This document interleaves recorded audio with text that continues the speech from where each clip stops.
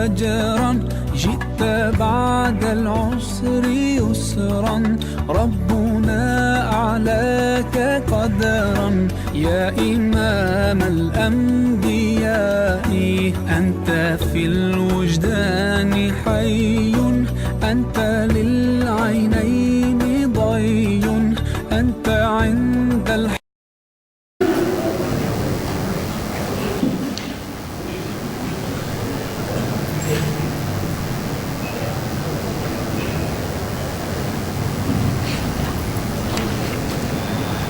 Muka surat 501. Bismillahirrahmanirrahim. Assalamualaikum warahmatullahi ta'ala wabarakatuh. Salim bin Abil Ja'di berkata,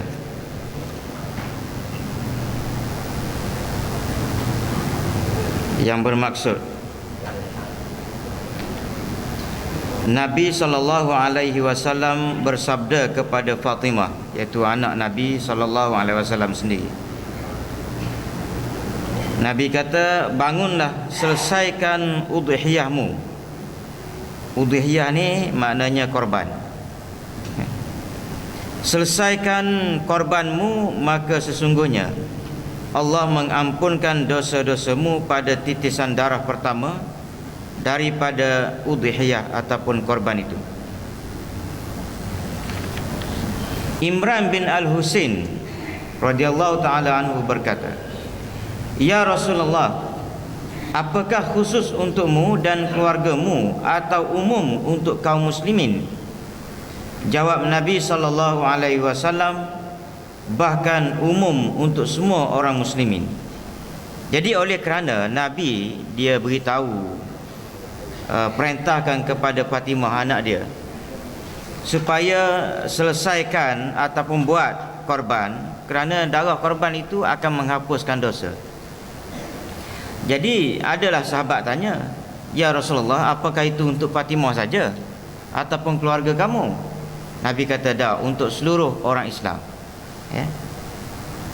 Aisyah radhiyallahu taala anha berkata, Rasulullah sallallahu alaihi wasallam bersabda, berkorbanlah kamu dan senangkan hatimu dengan korban itu. Sebab siapa yang membawa korbannya pada saat akan disembelihnya, lalu dihadapkan ke kiblat, maka tanduk, kotoran, darah, rambut dan bulunya telah disiapkan untuknya pada hari kiamat. Sesungguhnya darah itu jika telah jatuh ke tanah, maka jatuh di dalam lindungan Allah Subhanahu wa taala. Kerana itu berbelanjalah kamu sedikit supaya mendapat pahala sebanyak-banyaknya.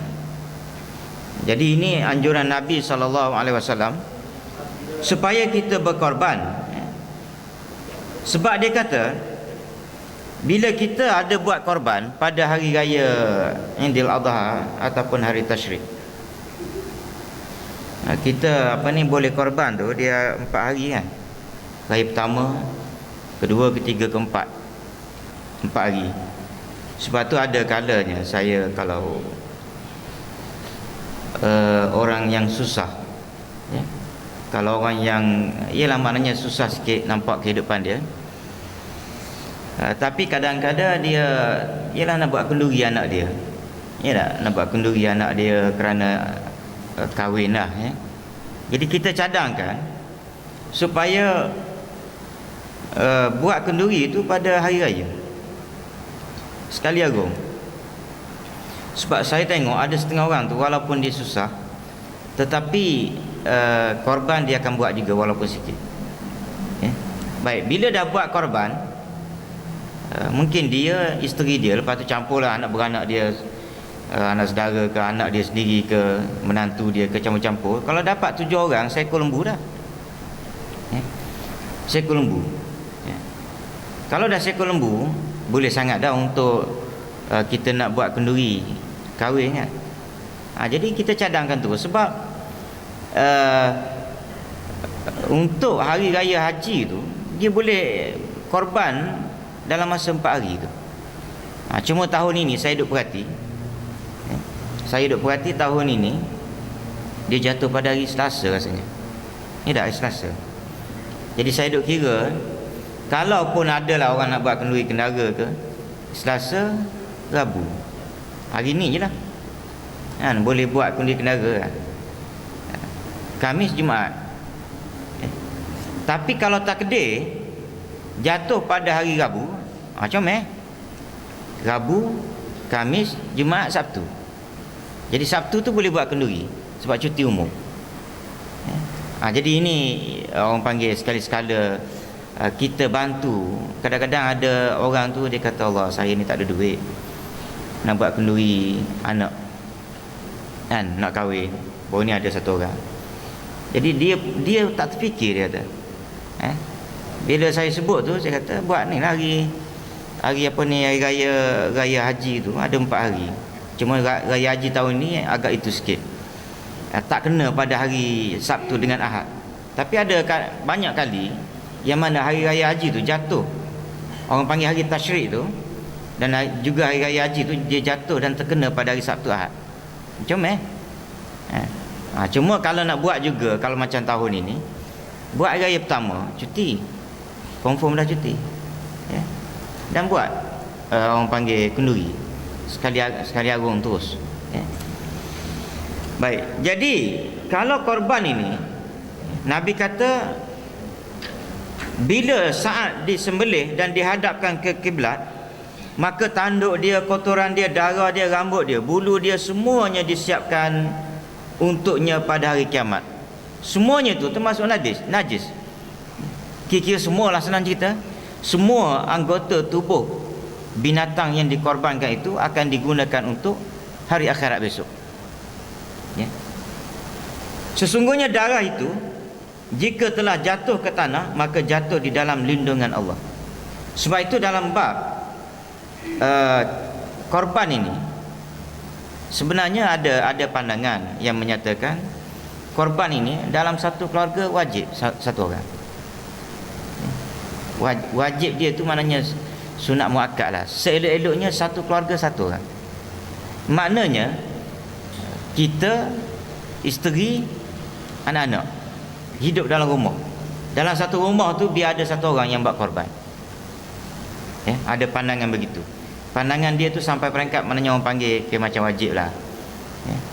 Dalam satu rumah. Jadi sekurang-kurangnya suami.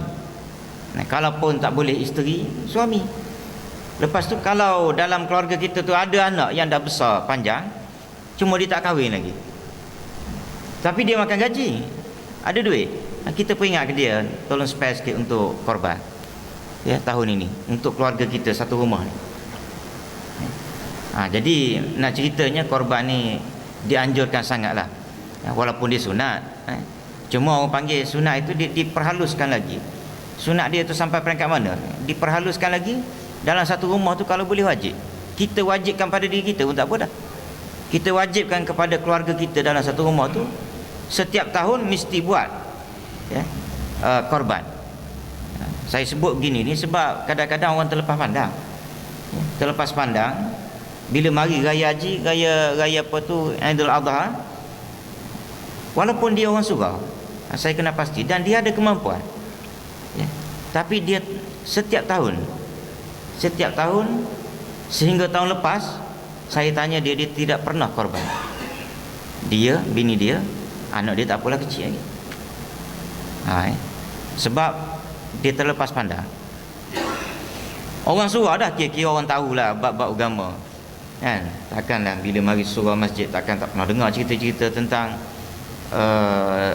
korban dan sebagainya.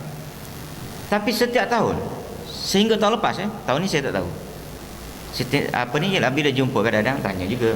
Bukan tanya nak tahu dia buat ke tak, tapi yang dia ni saya tanya memang saya nak tahu dia buat ke tak. Sebab saya tengok nak orang panggil nak jadikan satu bahan kes. Rupa-rupanya ada juga orang surau tidak memberi perhatian pada benda-benda yang seperti ini, walaupun dia kelihatan mampu. Graduate punya orang.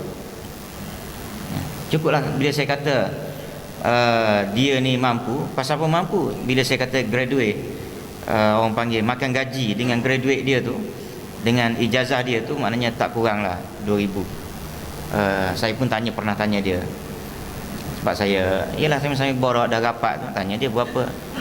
Tak kurang 2,006 gaji dia. Ya. Dia baru lagi lah kerja. Tapi maknanya saya ingat dah cecah 3,000 kot. Yang saya tanya tu dah lama dah. Ya. Jadi tapi bila jumpa dia borak, macam mana tahu ni? Tak buat korban? Dia kata tak. Ya. Jadi saya tanya dia, memang saya nak tahu dia buat ke tak. Tapi ada kalanya kita tanya orang lain tu, kita bukan nak tanya dia buat ke tak. Orang panggil dah jumpa tu, dah dekat dengan raya korban, kita tanya buat ke tak, kan? Tak buat tak apalah. Ya. Tapi yang dia ni memang saya tanya buat ke tak. Nak tahu dia buat ke tak, sebab dia orang surau, orang bagus, tapi dia tak buat. Ya. Jadi tahun ni saya nak tanya lagi lah dia buat ke tak korban. Jadi tuan-tuan, kalau boleh kita korban ni kita buat setiap tahun. Dan sebenarnya katakan macam tahun ini ada satu orang tu, saya baca WhatsApp semalam, satu bahagian lembu RM300 di Temerloh.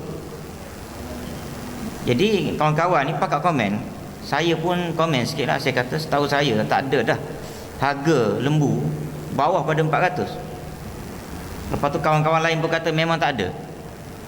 Rupa-rupanya dia ni menganjurkan program tu dalam keadaan dia pun tak tahu. Dia ingat dulu-dulu, dia pun cakap dulu-dulu dia kata 300 boleh, sekarang tak ada dah. Ya. Kalau 400 tu macam kambing lah, seolah begitulah. Ya. Kalau lembu harga 400 tu, satu bahagian lembu tu macam kambing, lebih kurang. Kambing jampari tu benda. Ya. Janapari. Tapi yang standardnya tak kurang dah 480, 500. Ada yang 500 setengah. Ya. Jadi kalau kita ambil angka 500, ya. Kalau ambil angka 500, lebih kurang RM40 je sebulan. Rokok RM300 sebulan. Ya, rokok RM300 sebulan. Jadi kalau sebulan boleh simpan RM50 sebulan, okey. Ya. Jadi simpan untuk kita buat korban. Dan saya rasa sebenarnya ada kemampuan nak buat korban setakat 500 tu. Ya. Jadi kita harap pada tahun ini kita buat korban. Ya. Jangan kita miss, lebih-lebih lagi dalam keadaan kita ialah sudah berumur, sudah rapat dengan alam kubur. Jadi kenalah maknanya buat persiapan. Dan korban ini adalah satu persiapan untuk menyelamatkan kita dalam kubur besok dan juga di hari akhirat nanti. Ya. Dan masjid ini masih lagi buka peluang untuk buat korban dengan RM500. Dan yang Kemboja tu kita kekalkan dengan 200 setengah. Ya, kita kekalkan dengan 200 setengah. Di mana kita akan serahkan terus kepada orang sana untuk buat korban. Dan kita pun ada AJK, kita pun ada orang Kemboja seorang. Bukan orang Kemboja, dia kahwin dengan orang Kemboja. Ya, mungkin kita minta dia balik ke, bawa duit untuk buat korban kat sana, wakil kepada yang nak buat korban, ya, di Masjid Ar-Rahimah ini. Bismillahirrahmanirrahim. Alhamdulillahirabbil alamin, wassalatu wassalamu ala asyrafil anbiya wal mursalin. Allahumma ighfir lana dzunubana wa liwalidina warhamhum wa li jami'il muslimina wal muslimatil mu'minina wal mu'minatil ahya. Allahumma ja'alna minal ladzina yastami'una al-qawla fayattabi'una ahsana. Sallallahu alaihi wasallam. Alhamdulillah.